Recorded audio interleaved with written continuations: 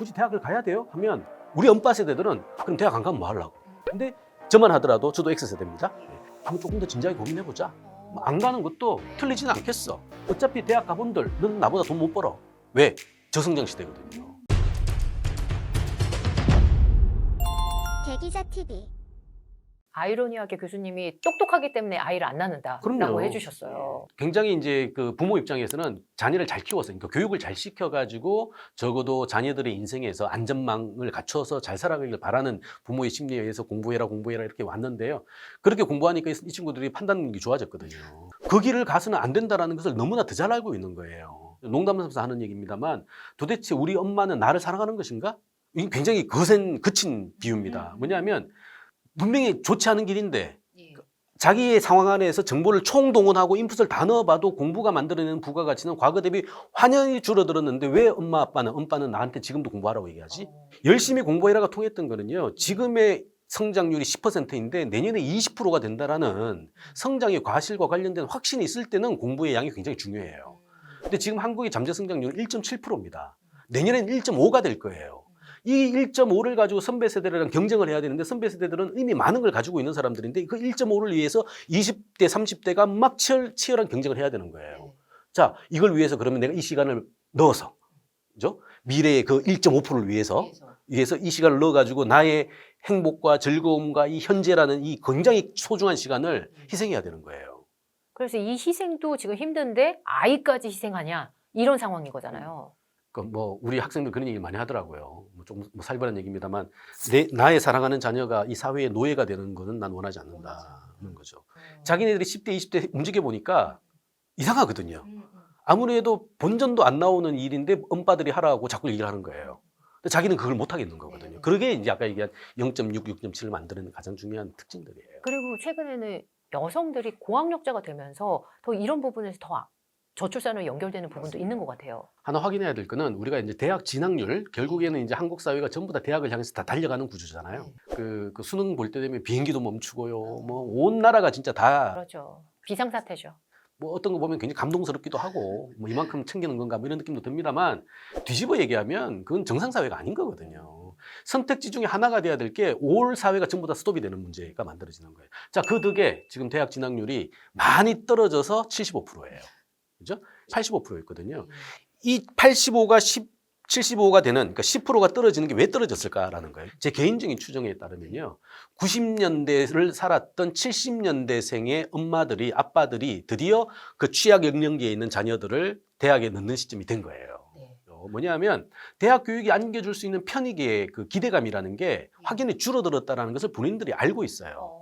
실제 자기네들은 그 결과 대학을 가고 경험도 했습니다만 상황이 달라졌다는 것도 인지하는 거죠. 그리고 당연히 이제 그 말도 안 되는 1.5%의 바늘구멍을 위해 가지고 나의 사랑하는 자녀가 이 딱딱한 책장에 앉아가지고 10년, 20년을 열심히 이 현재를 고통을 참아야 되는 것들, 이 선택이 옳은 것이냐에 대해서 진지하게 고민하기 시작했다는 거예요. 그러다 보면 이제 용감하게 한두 명씩 얘기하기 시작합니다.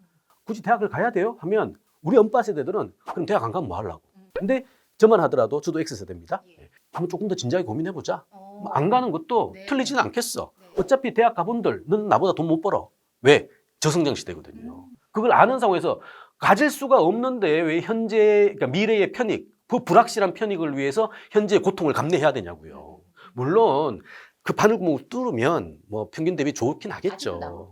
돌아오는 사례도 있겠지만. 근데 그게 전체적으로 굉장히 무의미해졌다는 게 각종 통계에서 설명을 하고 있어요. 뭐냐면 고학력 대기업 모델을 쫓아서 그런 평균적인 삶을 살면 행복해야 되거든요. 자, 실제 지금 우리 대기업이라는 굉장히 안정적인 어쩌면 승자들의 그룹이잖아요. 이 승자들의 그룹에 들어간 친구들의 이 신입사원 3년 잔존율이 70%도 안 돼요. 결국 30%는 엄빠 말 잘 들어가지고 가장 좋은 직업을 선택을 했는데 본인들이 버리고 나와요. 이건 아닌가 봐. 아닌가 보죠. 그럼 부모 입장에서 뭐가 됩니까? 교육비가 투자가 아니라 비용이 되는 거고 뒤돌아서서 오히려 부모를 질타할 수도 있어요. 왜 이런 선택들, 여러 가지 선택들이 있는데 그 선택에 대한 가능성에 대해서 함구하고 응원은커녕 함구하고 또 자제시키고 하는 것들이 과연 옳았냐라는 거예요. 그래서 나의 행복을 막느냐라는 거예요.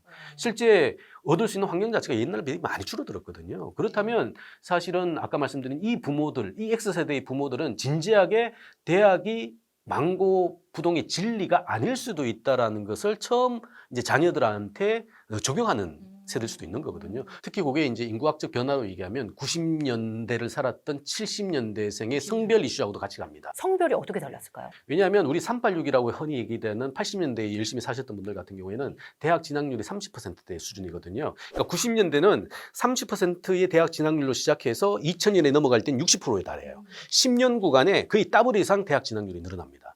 이 30% 늘어난 게 누구냐 하면 바로 여성들이에요. 여성들, 왜? 고학력. 당시의 인구 정책이라는 게 80년대만 하더라도 산하 제한 정책이었고요. 2003년 4년도에 우리가 알고 있는 저고위라 그래서 저출산 고령사회 기본법부터 위원회 만들어지면서 출산 장려를 합니다. 그럼 중간에 90년대 뭐죠? 나름의 쿠션기예요. 뭐냐면 딸아들 구분 말고 딸이 아들보다 더 잘 해줄 수 있어라는 그런 맥락들이 심리해지기 시작한 게 90년대예요. 실제 법 제도들이 90년대 많이 바뀝니다. 남녀 고용계의 균등법부터 시작해가지고요. 우리가 알고 있는 우리 남자 장자 중심 아닙니까? 그 공고했던 이 유교 개념들이 90년대에 굉장히 많이 깨져요. 그때부터 이제 시험 치면 여성들이 전부 다 전교 1등, 뭐 수석 막 해요. 그 이전에는 이런 분들은 되게 학교를 못 갔거든요. 왜냐하면 가정이 가지고 있는 한정된 자원은 오빠들한테 줘야지 이 동생들이, 이 여동생들한테는 기회가 안 갔단 말이에요. 근데 그게 대체적으로 바뀌어지는 게 90년대. 그 엄마들이 현재 X세대가 됐고 자녀들이 대학에 들어가는 세대가 된 거예요. 그럼 이 부분은 앞으로 더 만연해질 거네요? 그렇죠. 그래서 사실은 우리 정규 교육에서 좀 벗어나가지고 홈스쿨링이다 뭐다 해서 다른 선택들을 하는 친구들이 굉장히 많이 늘어났거든요. 그러니까 단적인 게 지금 뭐 우리 학교 밖 청소년이라고 표현 많이 합니다만, 그래서 이제 정규 교육에서 벗어나가지고 자신들의 선택을 하는 경우, 뭐 사실 그 중에 상당수는 뭐 우리 내신 때문에 더 좋은 학교를 가기 위해서 합니다만, 또 그 중에 또 상당수는 뭐냐면 정규 교육이 아니라도 내 삶을 열어 젖히고 또 과감하게 갈 수 있다라고 하는 새롭게 등장한 그룹들도 있는 거거든요. 이런 그룹들이 같이 맞물려서 적어도 옛날에는 뭐 100명 중에 99명은 당연히 학교에서 있어야 되는 친구들이 지금 빠른 속도로 바깥으로 나오고 있는 거예요. 결국 2000년 이상 우리를 주술처럼 미신처럼 강력하게 지배해왔던 이 교육 중심주의 혹은 고학력주의가 사실은 살짝 조금 이제 완화되기 시작하는 차원들이 지금 보이고 있는 거 아닌가라는 생각을 하는 거죠. 최근에 교수님이 내신 책 인구 감소 부의 대전환, 여기서요 이런 표현을 좀 하셨는데요. 인구 감소는 변수가 아니라 상수다. 우리 모두 인구의 문제에 대해서 관심을 가져야 된다. 이런 부분인 것 같아요. 이 단순히 인구 감소가 단순한 얘기가 아니다. 한국 사회가 짧은 시간에 불과 2세대도 걸리지 않았는데 지금 전쟁 끝나고 나서 사실 아무것도 없는 판에서 선진국이 됐잖아요. 그 1등 공신은 노동이었습니다. 우리가 알고 있는 베이비 부모들이었거든요. 굉장히 많은 노력을 했죠. 그분들을 우리가 인구라고 표현합니다. 근데 이게 지금 줄기 시작했어요. 그분들이 80만 혹은 70년 했더니 100만이었어요.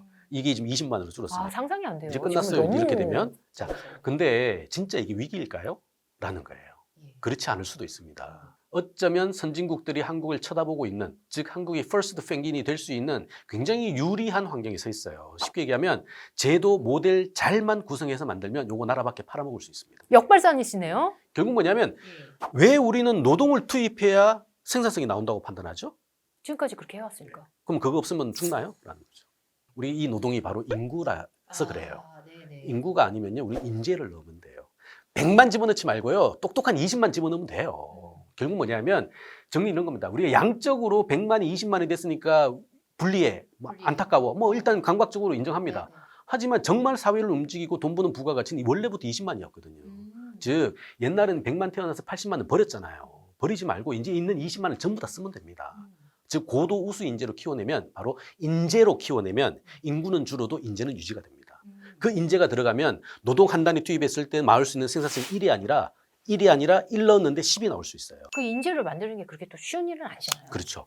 근데 인재는 개도국에 사는 게 아니거든요. 선진국이에요. 지금까지 인재는 우리나라에서 누가 길렀죠? 가정에서 길렀잖아요. 쉽게 얘기해서 뭐 소 팔고 땅 팔고 논 팔아가지고 투입했죠, 아들한테. 다 놓고 나서 이제 부모님들이 지금 와서 후회하고 있는 거예요. 노후 자금이 없거든요. 시간 지나고 나서 보는 거죠. 야, 내가 너를 어떻게 키웠는데 나 안 돌봐줘? 여기서부터 이제 가족이라는 존재가 불행의 도미노가 되는 거예요. 자녀들이라도 돈을 잘 벌고 성공하면 그나마 괜찮은데 확률이 굉장히 낮아졌거든요.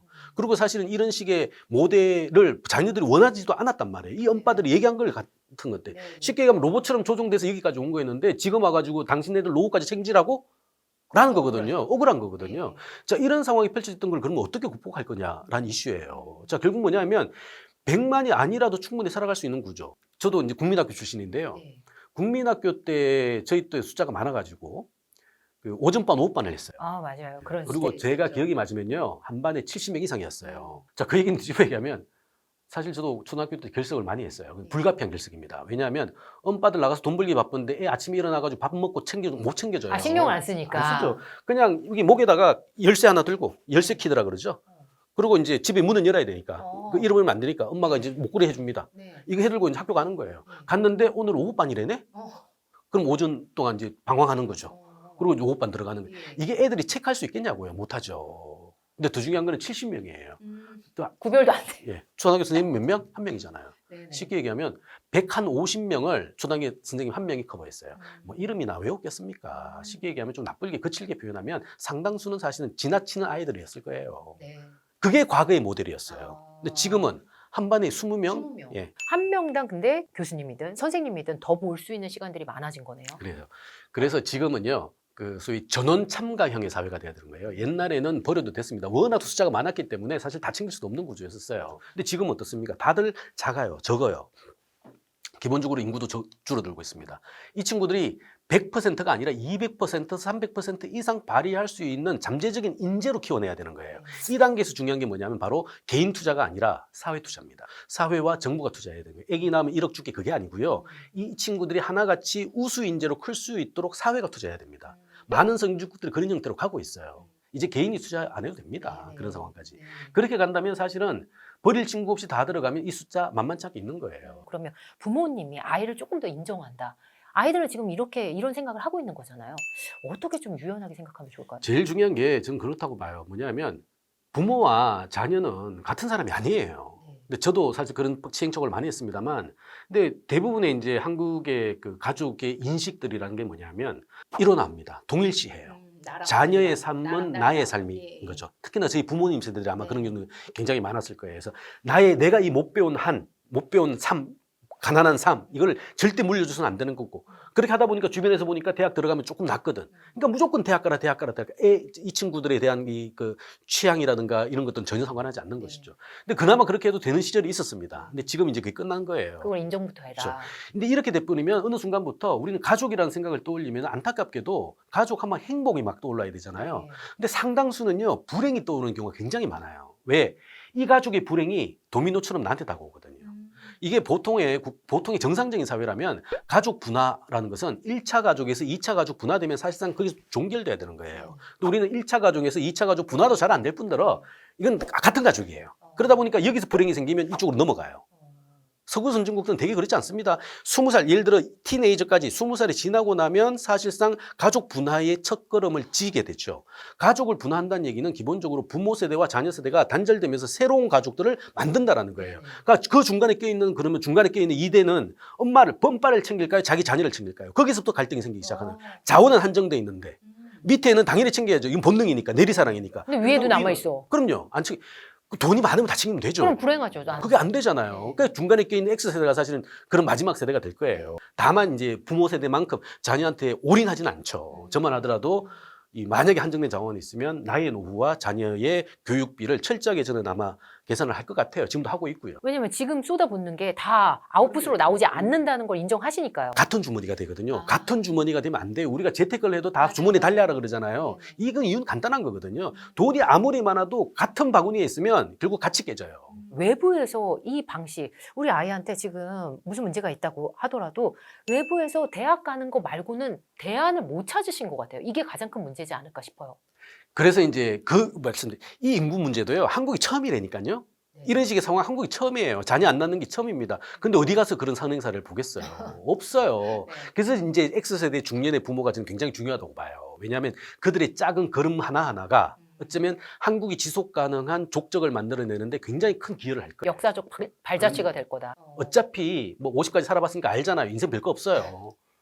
근데 왜 자꾸 자녀만 잘 키우고 뭔가 질 것처럼 하는데 자녀 잘 키우세요. 나중에 밥 한 끼 얻어먹으면 땡이에요. 무슨 뭐 노후를 챙깁니다. 그럼 인정해줘야 될까요? 그냥 뭘 하든. 그렇죠. 남이에요. 남. 남이다. 교육비는요 절대 투자가 될 수가 없어요. 그 투자가 되는 거는 X세대 저희 투입에서 끝났습니다. 이 책에서도 강조해 주셨는데 앞으로 가족의 모습이 많이 변할 것 같다. 가족의 붕괴라는 단어까지 쓰셨는데요. 이것도 설명해 주시죠. 기본적으로 우리 대전제는 뭐냐면요. 다 가족이에요. 기본적으로 사실은 이런 식의 흐름들 안에서 우리가 갖고 있는 고정관념, 바로 가족 중심적인 인식과 패턴들이 이제 과감하게 깨지기 시작했다는 거예요. 그 전제를 깨지 않으면 이 무대를 벗어날 수가 없습니다. 대표적인 게 이런 거예요. 우리의 시장과 기업은요. 어느 순간부터 마치 주술처럼, 이것도 주술처럼 가족 소비가 전제되어 있습니다. 4인 가족. 그렇죠. 50대 아저씨 저는요. 생산의 주체입니다만 소비의 주체는 아닙니다. 아, 맞아요. 네네. 이렇게 얘기하는 게 잘못됐다니까요. 제가 왜 소비를 안 해요? 소비는 엄마들이 하는 것 같아요. 그렇죠. 이 인식인 거예요. 근데 지금 이 상황에 이 X세대가 중년이 됐다니까요. 혼자 사는 친구들이에요. 100명 중에 20명이에요. 제 또래만 하더라도. 그렇게 결혼 안 한 사람이 그럼요. 50세까지 결혼하지 않으면 평생 비혼이라고 표현합니다. 한국 지금 20% 넘었어요. 남자는요. 50대 남성 중에 20%가 비혼이에요. 오히려 생산 주체가 아닌데 소비 주체인 엄마들을 중심으로 꼬셔요. 우리의 시장인 거예요. 우리가 알고 있는 대표적인 이런 거죠. 우리 대규모 할인점들. 예, 앞으로도 유지가 될까요? 대규모 할인점은 미국에서 만들어진 4인 가족이 쓸 수 있는 기본적인 소비 스타일에 맞는 유통킬러예요. 혼자 사는 저는 쿠팡이 시키죠. 없죠. 예, 없죠. 교육도 마찬가지고요. 이런 식의 맥락들을 생각한다면 가족이라는 게 어쩌면 허상일 수도 있겠다라는 거를 뭐 이거는 낭설이 아니라 굉장히 이제 가능성이 높은 그 트렌드가 될 수도 있다고 받아들여야 되는 거예요. 그리고 우리 아이들이 결혼 안 할 것도 앞으로 더 만연해질 수도 있고요. 그럼요. 0.7이라는 거는 하나가 안 나온다는 얘기잖아요. 옆집 하나 데리고 와야 하나 나온다는 얘기예요. 근데 이 지금 모든 우리 인식이나 제도나 질서는 위에 이걸 전제로 만들어진 거거든요. 여기 애들은 이걸 못 품어내요. 그럼 어떻게 됩니까? 바뀌어줘야 되는데 안 바뀌어지는 거예요. 바뀌어질 줄 알았습니다. 밑에 사람들은. 그러니까 계속 기대했던 거예요. 좀 바꿔주세요. 바꿔주세요. 안 바뀌잖아요. 그럼 어떻게 됩니까? 이제 포기합니다. 포기의 결과가 0.6, 0.7인 거예요. 포기의 결과다. 앞으로 아이들은 이 4인 가족을 이해 못할 수도 있을 것 같아요. 대표적인 게 뭐 저희 집도 그렇습니다. 저희 집도 보면 예를 들어 이제 이모와 고모가 없어요. 이모와 고모가 없어요. 그러네요. 그러니까 저희 아빠 쪽도 저희 그러니까 큰아빠 하나 있고 저 있고요. 엄마 쪽도 큰외삼촌, 작은외삼촌, 중간에 제 엄마거든요. 그러니까 여자 형제가 없잖아요. 얘네들은 태어나서부터 이모, 고모를 부른 적이 없어요. 심각하게 묻습니다. 이모와 고모와 차이가 뭐야? 그러니까 엄마 아빠가 다 외동이면 이제 더 없네요. 이렇게 달라지는 사회 속에서 이런 풍토 속에서 그럼 우리 아이들 그렇다고 또 아이들이 결혼 안 하고 이런 거를 또 섭섭해할 수도 있잖아요. 어떻게 또 얘기를 해줘야 될까요? 그냥 저는 이런 식의 생각도 하는 거 좋은 것 같아요. 그러니까 우리가 사실은 이제 벤치마킹의 모델들이 없고 그 한국이 처음으로 이제 아주 엄청난 쓰나미를 지금 직면하고 있어서 굉장히 외롭고 굉장히 처절한 지금 상황이 있다는 것은 다들 인정을 하시나 봅니다. 중요한 거는 그러면 그 안에서 살아갈 수 있는 그 좋은 방식은 없는 것인가? 그러니까 다양성과 관련돼 있는 화두를 실천할 수 있는 그 선택지는 없는 것인가라는 고민을 해야 될 텐데 저는 충분히 있다고 봐요. 정리하면 이런 겁니다. 미국의 엄마들이 중고등학생들한테 공부하라는 얘기 드라마나 영화에서 보셨어요? 못 봤습니다. 못 봤죠. 유럽의 엄마가 애 집에 왔는데 야, 너 학원 안 가? 라는 얘기 들어보셨냐고요? 못 봤어요. 못 봤잖아요. 그러면 그쪽 친구들은 공부를 안 한다는 얘기거든요. 그렇잖아요. 근데 그 친구들이 지금 불행합니까? 그들의 대학 진학률은 다 30% 정도 수준입니다. 즉 대학을 가야 될 목적과 취지가 맞는 친구들은 대학을 가는 거예요. 그러니까 100명 중에 30명 정도만 대학을 가는 거예요. 70명은. 대학을 안 가도 자기 인생 살아가는데 큰 문제가 없다라는 것이죠. 이게 선진국의 공통 현상입니다. 더 재미난 거는 대학을 간다 한들 그럼 공부가 취미가 돼서 가는 거죠. 적어도 우리가 맹신처럼 하고 있는 대학을 갔을 때 더 많은 근로소득을 얻을 수 있어야라는 것들이 선진국에서 먹히지 않아요. 우리가 지금 의사 문제 때문에 논쟁이 많습니다만 미국 같은 경우에 의사 월급이 많냐고요. 안 많잖아요. 그냥 지가 좋아서 가는 친구들인 거예요. 로스쿨 좋아서 가는 친구들인 거예요. 로스쿨 의대생보다 더 많은 월급 뭡니까? 벽에 미장하는 친구들이 훨씬 더 많이 받아요. 대관공 제일 많이 그렇죠. 받잖아요. 그게 뭐냐면 소위 숙련에 의해 가지고 서비스를 즉 용역을 공급하는 어차피 사람이 적다 보니까 이 손기술로 의해 가지고 숙련이나 노하우를 공급하는 사람들의 몸값이 훨씬 더 비싸요. 근데 우리나라는 아직까지 그게 안 바뀐 거예요. 아까도 말씀드린 유럽이나 미국에서 10대, 20대들이 오늘 밤에는 어디 집에 가서 파티를 즐길까? 근데 이 파티를 즐기는 친구들이 오히려 인생을 더 즐겁게 사는 거거든요. 근데 우리는 학원을 가는데도 불행해요.